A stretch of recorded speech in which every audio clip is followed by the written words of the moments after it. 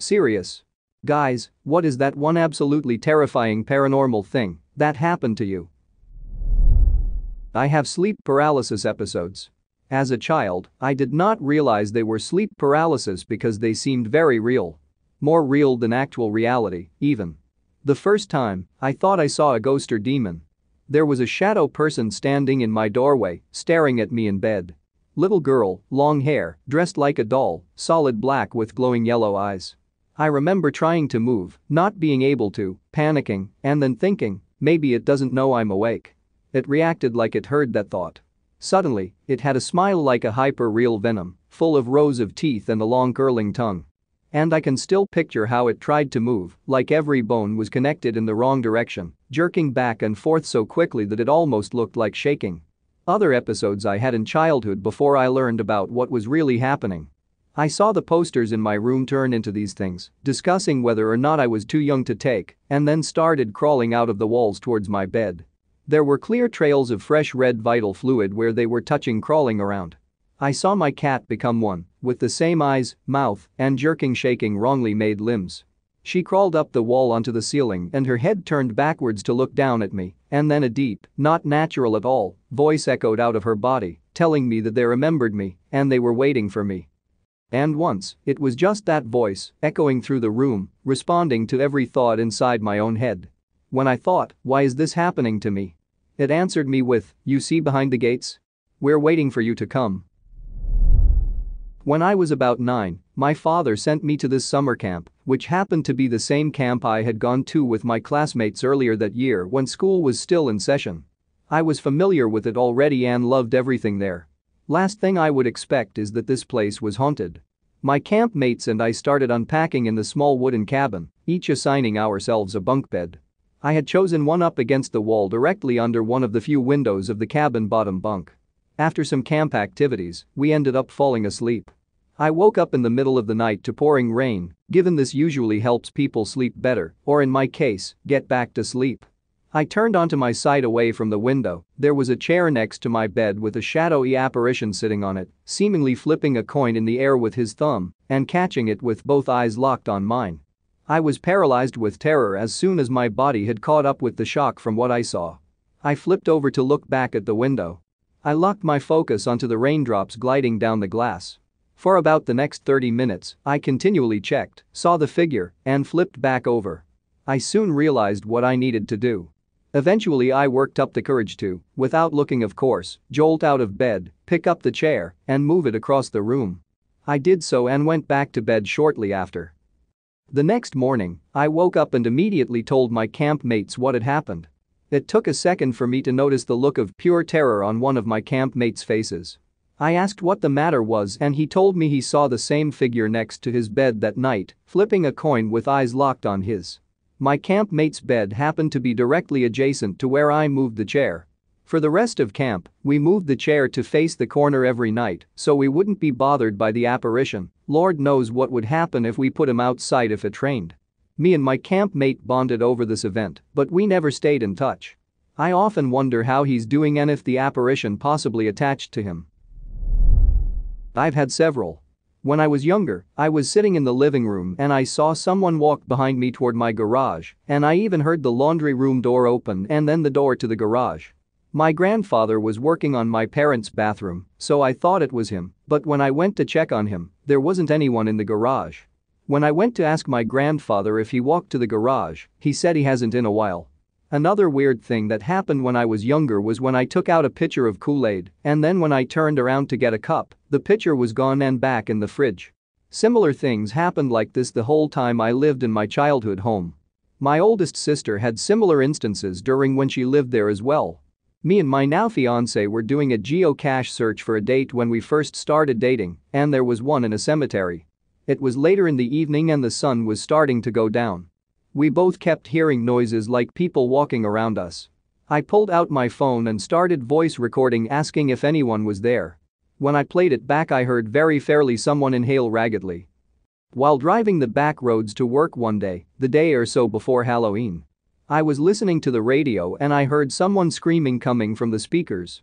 It was faint at first so I could still hear the song. It grew louder and louder until it overtook the song.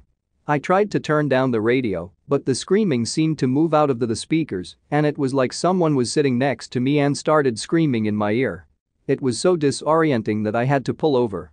Then as soon as it began, it ended. The weirdest thing happened over a few days. The first night I was awoken by someone saying my name over and over again. The second night, I woke up to the sound of a gunshot and someone screaming.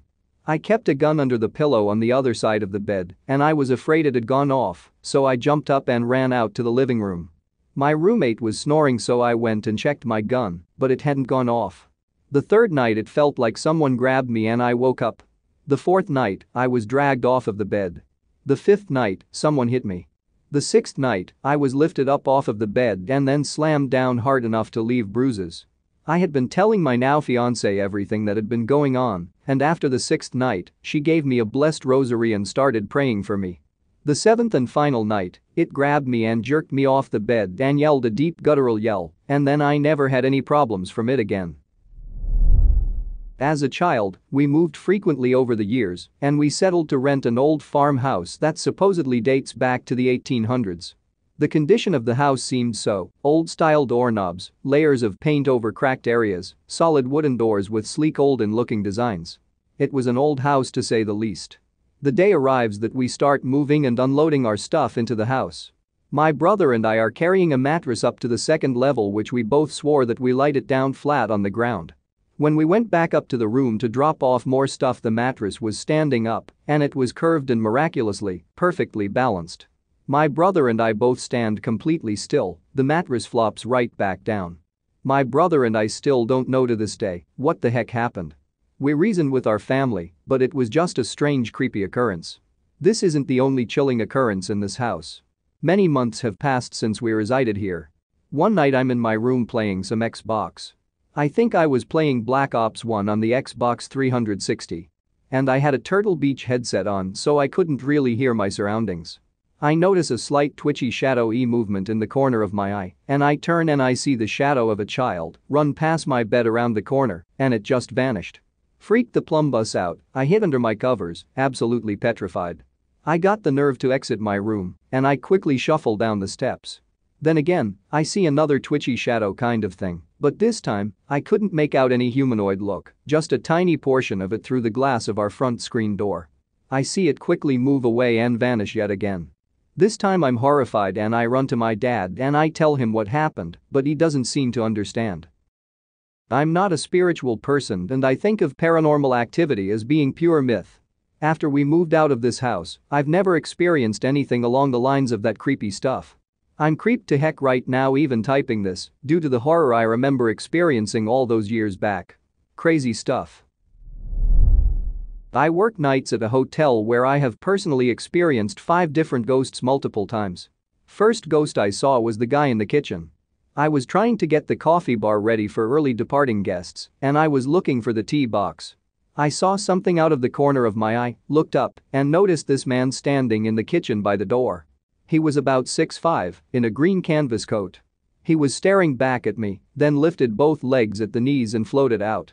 I kept this to myself until one of the cooks mentioned that he had turned on the stove, turned away, then looked back to find the stove had turned itself off and a pot of water was rotating on its own. The door to the kitchen regularly closes without anyone touching it. Sometimes balls of light fly at people when they first walk in, and about once every few weeks, you can hear a smoke alarm going off in there, but can't find anything making the noise nor any smoke that could be triggering an alarm. There's a lady in a white dress and black velvet flats that haunts the lobby. She is very aware of people and hungry for attention. When we were closed to the public due to COVID, she was extremely active and scared the heck out of my manager multiple times. I usually see her walking across the room or sitting in a chair. I nicknamed her Carolyn. There's another lady in the lobby, much older and heavier set, in a black funeral gown that looks like it's from the early 1900s. She does not seem to be aware of anything, because unlike the others, she will casually walk through walls and windows as if they aren't there. She has not acknowledged anyone to my knowledge. There's something by the elevator that glares across the building at the female bartenders. On quiet nights, it can also be heard whispering to itself. Sometimes a shadow will cast out of that area at odd angles that don't make sense for how the lights are set up there. There's what I'm pretty sure is a male entity on the 5th floor. I haven't seen it, but I regularly feel it right behind it or hear it stomping along in heavy boots. This past April when we had 3 guests in the building and only one lady up on the 5th floor, she complained that she could hear someone running up and down the hall all night, but no one was there. A lot of the senior staff also suspect this ghost is why we sometimes get random phone calls from one of the rooms up there with no one on the other end. I'm 18 now. I was about 11 when this happened. I was at an overnight school camp, and the campsite was this pretty well-known scouts camp in my country. I googled and apparently POWs were held and executed at near this site during World War II. The first thing that seemed off was that there were no mirrors at all on the entire campsite, not even in the toilets or anything. Looking back, that was kind of weird because the other camps I'd been to all had mirrors. Being clean and presentable was a really big thing for my school and club activity. There was just blank concrete wall above the toilet sinks with big glue marks. I think the mirrors were removed. At the start of the camp, the teachers explicitly told us to always go in groups if we had to go to the toilet. Again, weird because they usually scolded us if we wanted to go to the toilet in big groups, saying that we were wasting time playing around in there. We had a really tiring day, but when it came to lights out, I couldn't fall asleep no matter how hard I tried. I remember hearing loud heavy footsteps outside the bunk door and feeling comforted, thinking that it was a teacher that was outside on night patrol. I listened to these footsteps and they seemed to be pacing because they didn't get any softer even after a while, so I guess they were walking up and down past the bunk. Listening to these footsteps, I almost fell asleep but still couldn't. I heard soft talking outside, male voices speaking another language, but I wasn't scared. I thought it was a caretaker or a teacher on the phone. My memory is fuzzy, but I remember looking at a bright beam of moonlight falling into the bunk through the window, closing and opening my eyes a few times.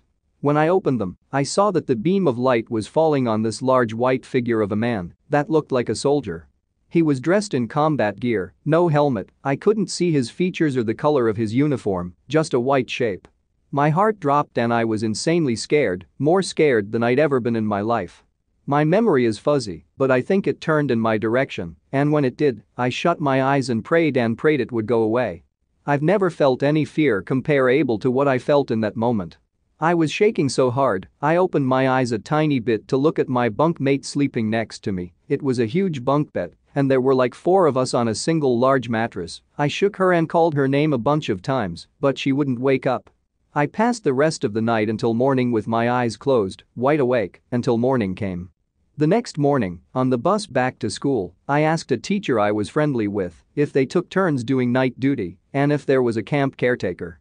She laughed and said no way, there was a separate sleeping area for teachers about 15 minutes away from ours, with air-conditioned rooms and TV, and there weren't any on-site caretakers at this time of the year. My mum was in training to become a nurse before while she was pregnant with me, and one of the places she worked was an old psychiatric hospital, since abandoned. One night, while pregnant, she was on the late shift, with an early shift the following morning, and it was snowing, so my dad insisted she stay in the nurses' quarters, a separate building to the hospital, rather than risk the drive home. Not happy with the idea, but understanding the reasons, she stayed and didn't sleep the entire night. A nurse had previously committed self-ending in the nurses' quarters, and there was nobody else staying that night, so she was ever so slightly terrified. She heard whispers, saw shadows, and was generally a wreck by the time she had to go back to work in the morning. Side note, I like to joke that the ghosts there are the reason I have so many spooky experiences, and why when I go home, the activity there is amplified, saying that they attached themselves to me and followed her home and stayed with me after birth. This usually ends up with some object being thrown at me by my mum for freaking her out. Also, a friend from home has experience working in the local hospital administration block. Their office had a connecting wall with the morgue, and on multiple occasions, while the morgue was known to be empty, sounds were heard through the walls, things moving, people walking, and something scratching on the walls. I've lived with ghosts around since I was young. Things would always ramp up and last for a couple months and then die down for 6 months or a year or so. This was at the beginning of a ramp up. Maybe there's a rational explanation for this one, I don't know, but I can't think of something that fits. I was home alone in my apartment at the time, a corner unit in a high-rise building. We had flat concrete walls to our balcony, this is important later, and there was about 6 feet between the top of that wall and the ceiling, and then another 4 feet up to the top of the wall above me. I was sitting on the couch late at night in the end seat, and the wooden balcony door was directly to my left, slightly behind me. Because I was in a corner unit, the building's stairwell also started about halfway down the length of my apartment. Coming up from the stairs, you would open a door that made way too much noise as it opened and closed, and you could be heard walking past my apartment door because of the carpeted hallways, I guess. The soundproofing was terrible. Anyways, one night I'm sitting there on my phone, probably just browsing Reddit or something, and it's really quiet. It was about 3 a.m. I'm kind of a night owl, and I heard the loudest bang against the wall from outside of my apartment, towards the back end. The other side of that wall would be about 10 feet up because of the stairwell. Then a literal second later, another loud bang from the other side of the stairwell door, and then about 1 second apart from each other, a series of bangs. One just outside my door, then just down the hall, and then on the other side of the kitchen wall that connects to the neighboring apartment, and then a loud bang on the balcony door right beside me. It sounded like someone was hitting the wall with something from the other side, but to go from the stairwell at that height, past the door, down the hall, next door, and then the balcony door. Even if someone was running down the hall banging, A. You'd hear them. B. There's no way that they could possibly hit the wall that high in the stairwell and then be on the other side of the stairwell door in 1 second, or in the neighbor's apartment 1 second later, and C. There's definitely no way someone could be on my balcony and then leave again quickly. They'd fall to their death, and it's just not possible to be that fast. Pipes for water go up and down every second apartment, not horizontally down the hall. And they're definitely not running through the balcony door. It was alarming.